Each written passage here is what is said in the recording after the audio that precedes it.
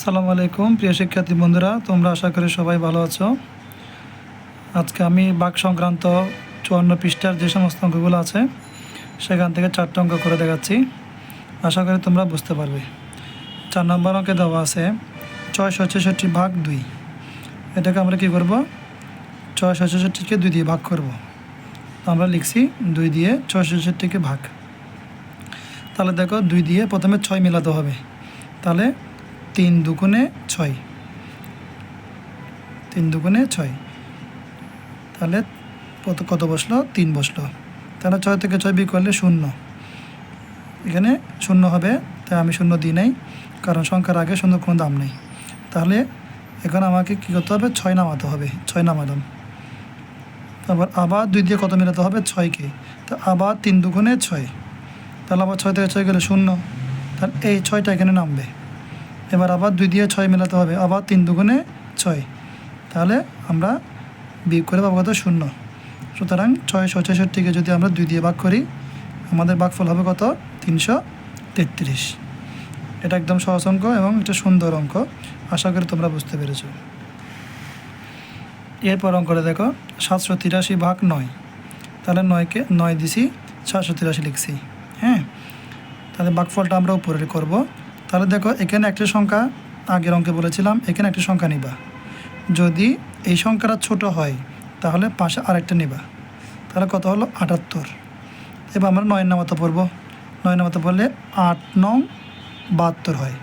78 মিলবে না, কারণ 9 দিয়ে দিলে আবার 9 নং 81 হয়ে যাবে। এই জন্য যেটা 78 থেকে কম সেটা আমরা নিব। তাহলে 8 নং 72, তাহলে আমরা কত বসালাম? 72 বসালাম। এখানে উপরে কত বসালাম? 8। তাহলে আমরা এটা বিয়োগ করবো। 8 থেকে 2 গেলে 6, 7 থেকে 7 গেলে 0, তাহলে আমরা 6 পেলাম। এবার দেখো 9টা 6-এর ভিতর যাবে না, এই জন্য আমি 3টা এখানে নামালাম। কত হলো? 63। তাহলে 9 নামাতে পরে 7 নং 63 মিলে গেল। তাহলে ফলাফল কত? বিয়োগ করলে কত আসবে? 0। তাহলে আমাদের ভাগফল কত হলো? 87। আমরা লিখলাম কি? ভাগফল সমান 87। আশা করি বুঝতে পেরেছো। এরপর অঙ্কটা দেখো 6 নম্বর অঙ্ক 438/6। এটাকে আমরা 6 দিয়ে ভাগ করলাম, কিন্তু 438 লিখলাম। 6 দেখবা এখানে সংখ্যা একটা আছে, 6 একটা 4 ভিতর যাবে না, এই জন্য 2টা নিলাম, 43। তাহলে 6 7 42। যেহেতু আমরা 7-এর বেশি দিলে 43 অতিক্রম করে যাবে, এই জন্য 43-এর ভিতরে রাখতে হবে। তাহলে আমরা কী করলাম? 6 7 42 লিখলাম। এবার এটা থেকে এটা আমরা বিয়োগ করবো। তাহলে 3 থেকে 2 গেলে 1, 4 থেকে 4 গেলে 0, 0 বসার দরকার নেই, আগে বলেছিলাম। তাহলে 6 তো একের ভিতরে যাবে না, জন্য 8টা নামালাম। তারপর 6 নামাতে পরে 3 6 18, এটা মিলে গেল 0। তাহলে এটা ভাগফল কত? 73। এরপর অঙ্ক দেখো 196/3। 3 দিয়ে 196কে ভাগ করলাম, 196/3 করলাম। দেখো আমাকে মেলাতে হবে আগে কত? 3 দিয়ে একের ভিতরে যাবে না, তাহলে আমরা 5 সংখ্যা নিলাম 19। দুটোটা মিলে কত হলো? 19। তাহলে 3 নামাতে পরে আমি 19 মিলাবো।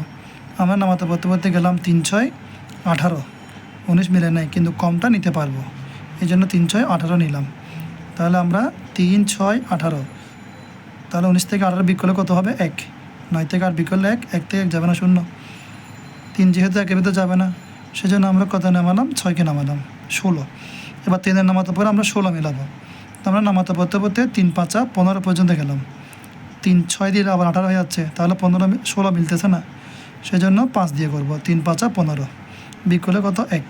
তাহলে আমার অঙ্কে ভাগফল হলো এটা, রয়ে গেছে যেটা, সেটা হচ্ছে ভাগশেষ,